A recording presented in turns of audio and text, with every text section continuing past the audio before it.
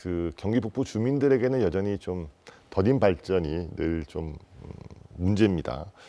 자, 그래서 이제 경기도도 북부를 위한 여러 정책들을 내놓고 있어요. 최근에 그 김동연 지사가 지난달 중순이었나요? 그 경기 북부 대개조 프로젝트를 이렇게 내놨습니다. 이거는 어떤 내용들이 포함되어 있습니까? 여러분들이 아시다시피 경기 북부는 분단 이후 지난 70년 동안 국가 안보를 위해서 특별한 희생을 해오지 않았습니까? 그러면서 많이 낙후가 됐었고요. 80년대 이후에는 수도권의 인구 집중을 막겠다고 수도권 규제를 하면서 경기 북부도 규제 대상에 포함이 되면서 낙후된 것이 계속 더 낙후되는 상황으로 유지가 됐고요. 2000년대 이후에는 국가균형발전 차원에서 중앙정부에서 지방에 대한 많은 지원을 해주면서 지방에 낙후된 곳을 발전시키기 위한 노력을 했는데 경기 북부는 수도권이라서 또 지속적인 역차별을 받아왔습니다. 근데 경기 북부가 갖고 있는 성장 잠재력, 이게 수도권의 일부로서 경기 북부의 도로, 철도, 기반 인프라만 조금만 설치가 된다라고 하면 경기 북부가 충분히 발전할 수가 있거든요. 그동안에 경기 북부에 대한 그런 발전이 지체되고 각종 규제로 인해서 발전이 억제돼 오다 보니까 경기 북부의 1인당 GRDP 평균을 보면 2020년 기준으로 한 2,500만 원 정도, 전국 평균이 3,750만 원인데 엄청 낙후되어 있는 거죠.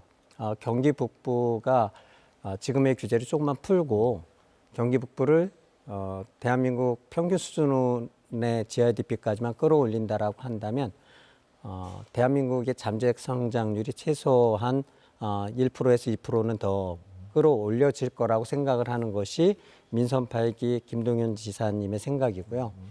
따라서 경기 북부를 발전시키기 위한 두 가지 정책을 중점적으로 추진을 해오고 있습니다. 하나가 경기 북부 특별자치도를 만드는 것이고 하나는 경기 북부 대개발인데 경기 북부 대개조는 민선 8기 2026년까지 경기도가 할 수 있는 내용들을 담고 있고요. 주로 4대 분야 8개 핵심 과제를 주 내용으로 하고 있습니다. 자, 이제 앞서도 언급해 주셨습니다마는 1년 전에는 김 지사가 경기 북부 대개발 추진한다고 했거든요. 그러면 이제 대개발하고 대개조 약간 이제 용어 차이가 있어요. 어떤 차이를 저희가 좀 주목해야 됩니까?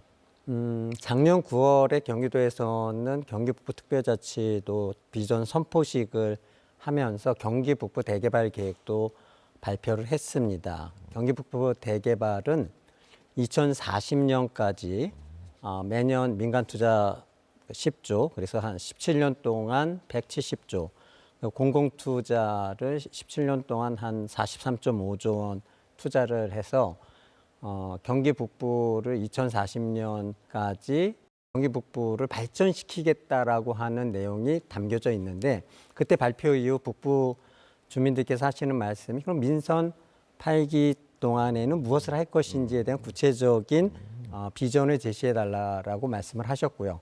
그러한 민선 8기 내에 경기도가 할 수 있는 일을 담은 내용이 경기 북부 대개조 프로젝트입니다. 아, 그렇군요. 그러니까 2040년까지의 장기 발전 계획이 이제 대개발이라고 한다면 대개조는 그중에서 이제 민선 8기 남은 기간 동안 구체적으로 할 것 이렇게 정리하면 되겠습니까? 네, 맞습니다. 알겠습니다. 자, 경기 북부 대개조 프로젝트 제가 좀 살펴보니까요. 가장 눈에 띄는 게 이거 같아요. 생활 인프라 확충 이 분야를 제시했는데 이건 어떤 내용인지 좀 궁금합니다. 경기 북부 대개조 프로젝트는 이게 아까 말씀드린 듯이 기본적으로 4개 분야로 되어 있는데요. 인프라 확충이 생활 인프라 확충과 교통 인프라 확충, 그리고 일자리 창출과 관련해서는 투자 유치 규제 개선과 공공기관 이전으로 되어 있습니다. 지금 말씀하신 생활 인프라 확충은 경기북부 주민들이 평소에 가장 아쉽게 여기던 서비스가 부족한 부분에 대한 인프라를 확충하고자 하는 것이고요. 그중에 제일 경기 북부 주민들이 부족하다고 여기는 것이 의료 서비스가 부족하다는 것입니다. 특히 경기 동북부 지역에는 응급의료 시스템이 많이 부족합니다. 그래서 이번에 경기 북동부 지역에 해당하는 양주와 남양주에 공공의료원을 설치한다는 것이고요. 단순한 공공의료원이 아니라 우리가 고령화 시대가 되면서 돌봄 서비스가 굉장히 많이 필요합니다. 의료 서비스와 돌봄을 합친 혁신형 공공 의료 서비스를 저희가 제공하려고 하는 것입니다. 또한 반려동물 인구가 제가 얼마 전까지만 하더라도 한 1,000만이 넘었다라는 얘기 들었는데 최근에는 1,400만이 넘었다고 하더라고요. 경기 남부에는 반려동물 테마파크가 여주와 화성 두 군데 조성이 되어 있는데 경기 북부에는 제대로 된 반려동물 테마파크가 없습니다. 그래서 이번에 동두천에 반려동물 테마파크를 조성을 해서 경기 북부 주민들도 반려동물과 행복한 삶을 즐길 수 있는 그러한 생활 인프라를 확충하고자 하는 것이고요. 많은 분들이 생활 속의 힐링과 그 공원을 찾는 데 중에 하나가 하천입니다.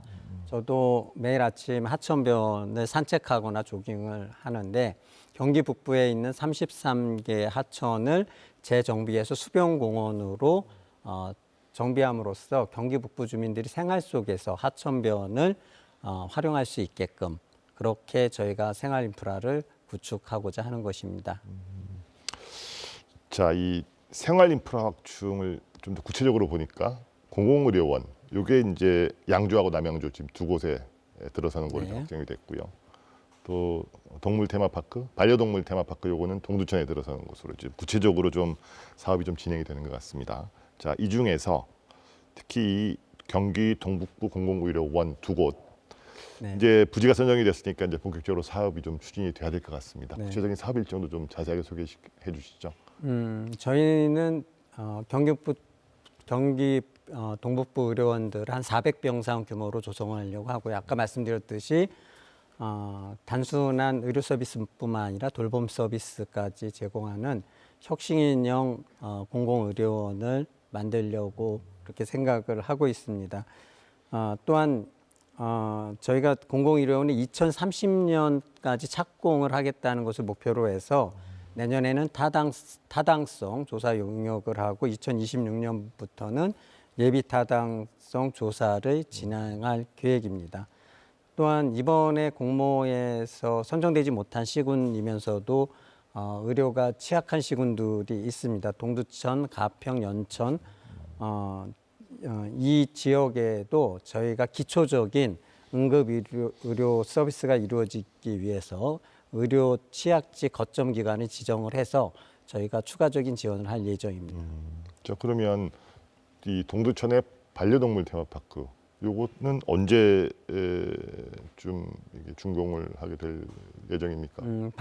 동두천 반려동물 테마파크는 소요산 입구 쪽에 한 82만 평방미터 규모의 부지에 조성될 계획이고요.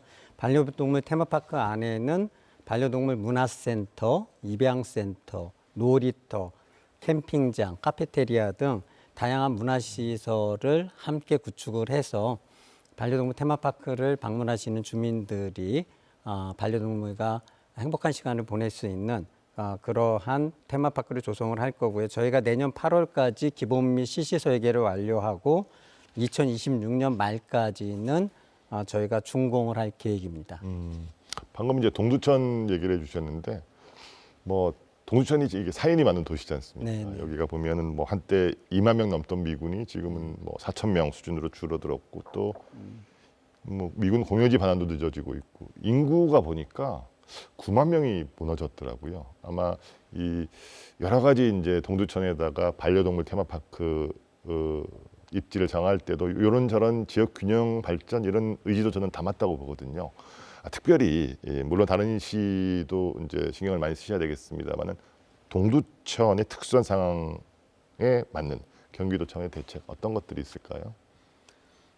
동두천은 미군 공여지가 현재 반환되지 않은 공여지가 전체 면적의 한 30%에 이를 정도로 미군 공여지가 차지하는 비중이 높습니다. 원래 계획대로라면 현재 있는 캠프 K시나 캠프 호비도 평택으로 이전을 하고 그 반환 공여지를 동두천시의 미래 발전을 위해서 쓸 수 있게끔 되어 있는데 그 반환 예정 기간이 지금 그 지연이 되고 있는 상태죠.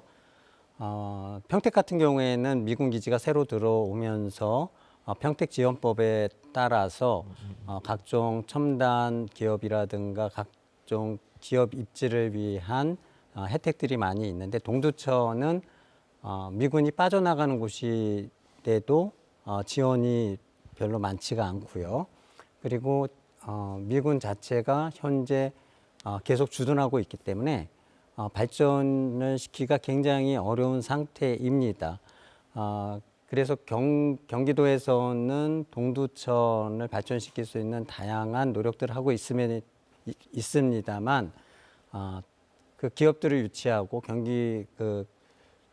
동두천을 발전시키기 위한 제도적인 장치들이 대부분 국가 입법으로 되어 있기 때문에 쉽지가 않은 상태입니다. 나름대로 저희가 동두천에 만들어지고 있는 국가산업단지의 기업 유치를 위해서 뭐 분양 단가를 조금 낮춘다든가 뭐 각종 진입도로라든가 편의시설이라든가 이런 것들을 지원해주기 위한 다양한 노력들을 하고 있습니다.